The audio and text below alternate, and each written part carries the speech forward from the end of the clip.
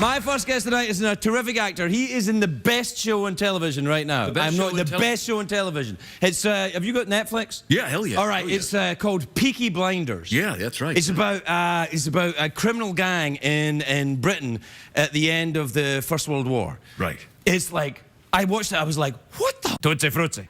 Yeah. This is like a. That's how they speak in Peaky Blinders. What the hell, man? I thought I'd try and sneak it in. Yeah, it didn't work. Anyway, Peaky Blinders seasons 1 and 2 are on Netflix. Take a look at this. That is a great show. Yeah. Cillian Murphy, everybody. Cillian Murphy.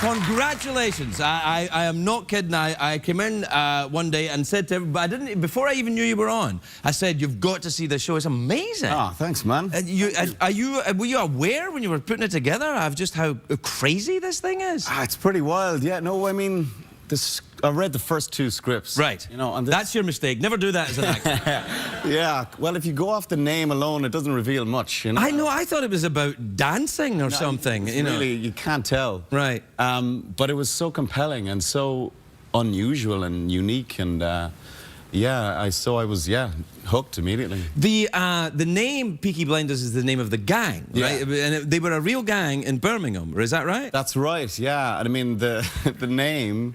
Kind of the clue is in the title, I guess, but they had these, you know, the peaked cap, which is like the uniform of the working class in Britain and Ireland, and so they used to sew razor blades into the peak of the cap, and that so that they could take your because they used to do that in Glasgow in the razor gangs. They would sew them into the lapel, so when you grabbed somebody, you'd lose your fingers. It's not pleasant. No, it's not, and that's why I moved into comedy. But what's interesting to me is you're Irish, clearly, and you play someone from Birmingham who's interacting with a lot of Irish people. Yes. Do you ever sit with an actor and think, that's not very good, that accent you're doing? Well, the thing about this was that everybody was doing different accents. Right. Like, I was doing Birmingham. The Irish characters were like, you know, the Annabelle Wallace who plays Irish, she's raised in Portugal. Sam Neill, he's a Kiwi, he's playing Belfast. Sam Neill's accent is great in this, isn't it? Yeah, he sounds a bit like Ian Paisley. Yeah, is that what he did? Is that what the accent he was looking at? I think he was going for a bit of that. Right. Yeah, fire and brimstone. It's really weird. It's such an odd show. It's like The Wire made by Kurosawa in Britain at the turn of the century. It's nuts. It's a great description. Well, it kind of is. It's just bananas. Yeah. And what I'm fascinated by as well is that it's a working class story. That's the thing. You see, I think in Britain, for ages, like the upper middle class and the aristocracy are so well represented in drama, but never really the working class. Right, it's all Downton Abbey. I say, Charles, no, absolutely. Yeah, a lot of that. And the thing is, in America, the working class are kind of mythologized, you know, like in gangster shows, and so we hadn't really done that. So it was kind of, you know, it was time for that to happen, I think. And Winston Churchill is a character, not a sympathetic character in the show. Not really, no. No, he did some bad stuff as well as some great stuff. Right, yeah. You know? I mean, it was the thing about Churchill is people forget, because they used to say in Britain, I don't know if he's the right man, but he was the right man for the job then. Exactly. Which they also used to say about Stalin. You know, it's like...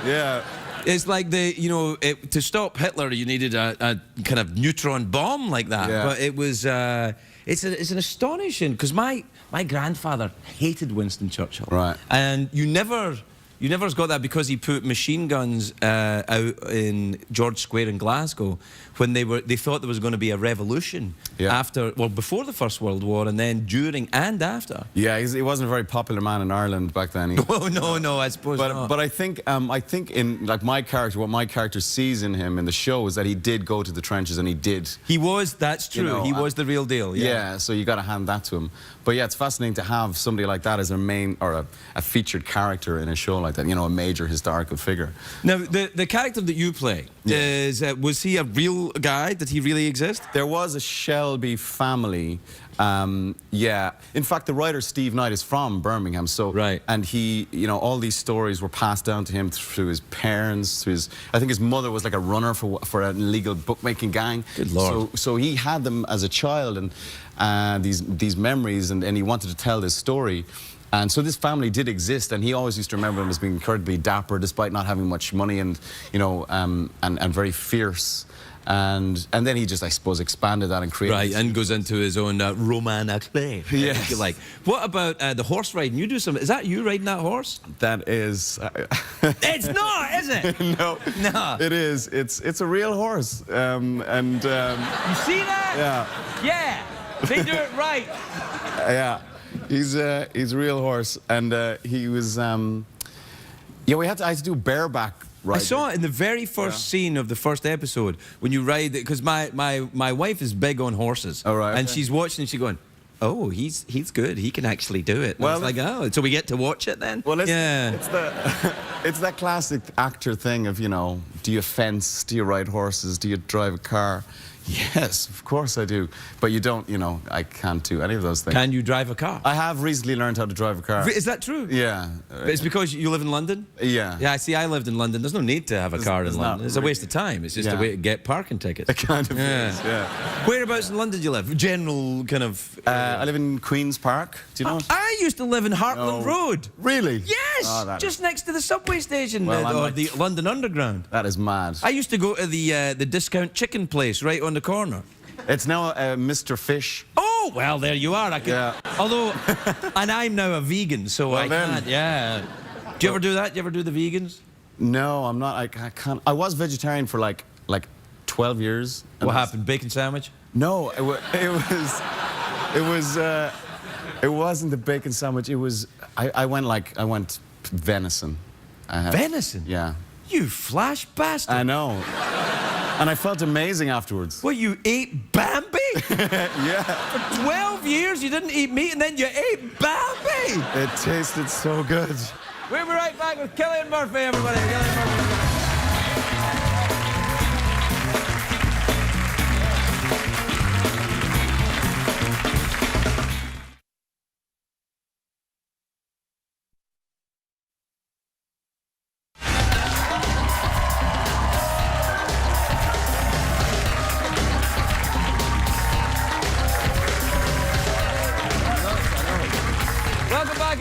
I'm here with Cillian Murphy, and we were talking about the Peaky Blinders, which is the best show on television, with the exception of all the great shows on CBS. But you still live in London. I do, yeah. And do you make the show in London, or do you make it in Birmingham? No, we don't make it in Birmingham because the Birmingham of that period was just doesn't exist anymore. It was bombed out of existence in the war, yeah. I suppose planning as well. Right. Raise a lot of it to the ground. So we shoot it in Manchester and Liverpool. Right. Because the accent, the Birmingham accent, is actually very hard. Yeah. It's one of those ones that people, if they get it slightly wrong, they go into Pakistani. Yeah. Or South African. Or South African is like, hello, I'm from Birmingham. How are you doing? Yeah, it's a tricky one. It's a tricky one. It is. And it's to sort of make it sound cool as well. Or not cool, but, you know, if you're a gangster, it's important to have some element of... Yes, not that we're for a moment suggesting that a life of crime is cool. No. Although we don't make movies about people who just live normal, happy lives. This is it. Do you ever read a script and go, nah, this guy's too much of a bastard, I can't do it? Yes, yeah. I mean, I think, and it's great fun playing like a down-the-line bad guy, but what's much more interesting is someone that's like a mixture of moral ambiguity. Oh, there you go. Yeah, and it seems to be that, like, that seems to be the way telly is moving. It's all about, like, you know, the sort of the anti-hero and... Well, I think television now is because most people that used to go and see thoughtful movies don't go and see thoughtful movies. They stay home and they watch thoughtful movies on television. Yeah. So it's kind of an interesting thing. So movies now are like, you know, shoot 'em up, rock and sock 'em, you know, or kids movies, which is fine. Yeah. You ever done one of them? Which one? Well, the 28 Days Later thing. Oh, yeah. That was good fun. A lot of zombie action in that. A lot of zombies in that. You took your complete clothes off. You went full Kardashian in that movie. Yeah, I did do that. Yes, thanks. Now everyone will be like Googling that right now. Find it on the internet. You don't necessarily have to use Google. You can use whatever search engine is legal on CBS. So, do you have a pet? I have a cat, yes. Oh, really? A cat, you said? Yes, I do. Got a cat? He's a ginger cat. You have no idea what kind of cat he is, do you?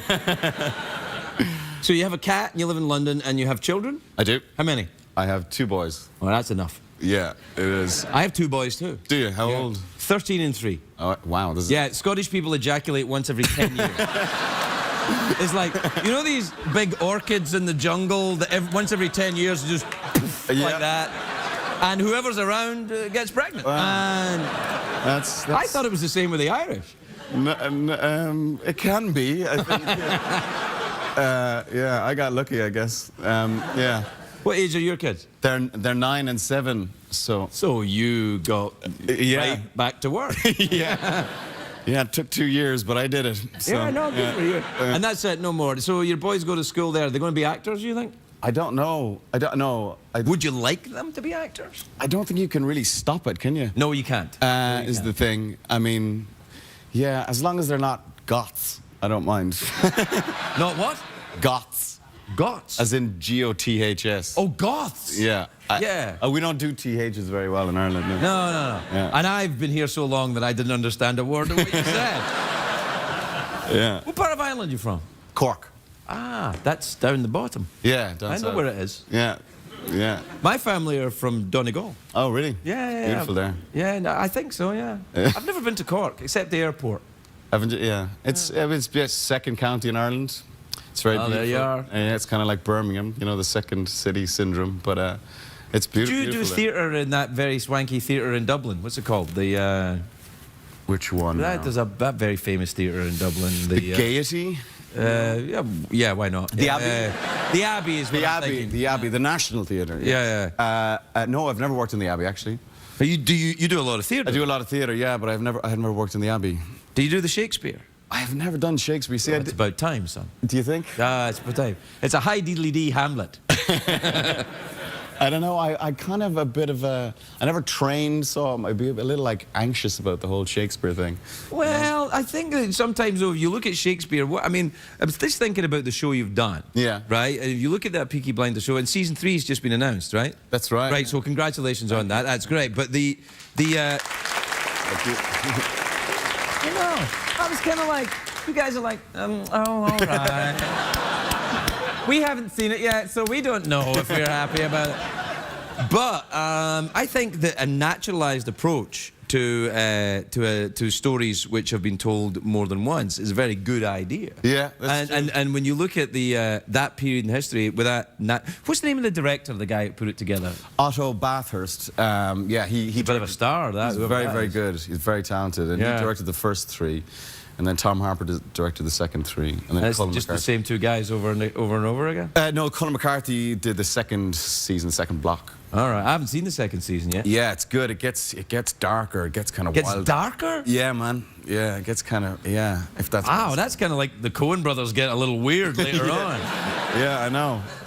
I shall look forward to it. I really am taken with it. I think it's the most exciting piece of television I've seen in years. Oh, you're very good. And you are spectacular in it. Thank you. Anybody who knows anything about this show knows I don't do the crikey with actors, but you are really good. Well, I appreciate it. It was awesome. Cillian Murphy, everybody. We'll be right back.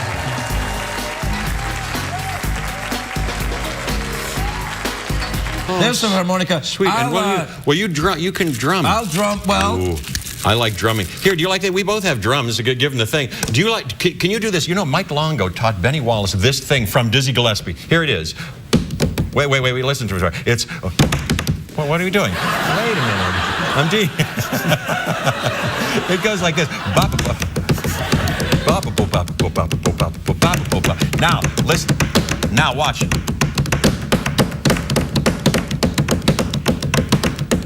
Now watch.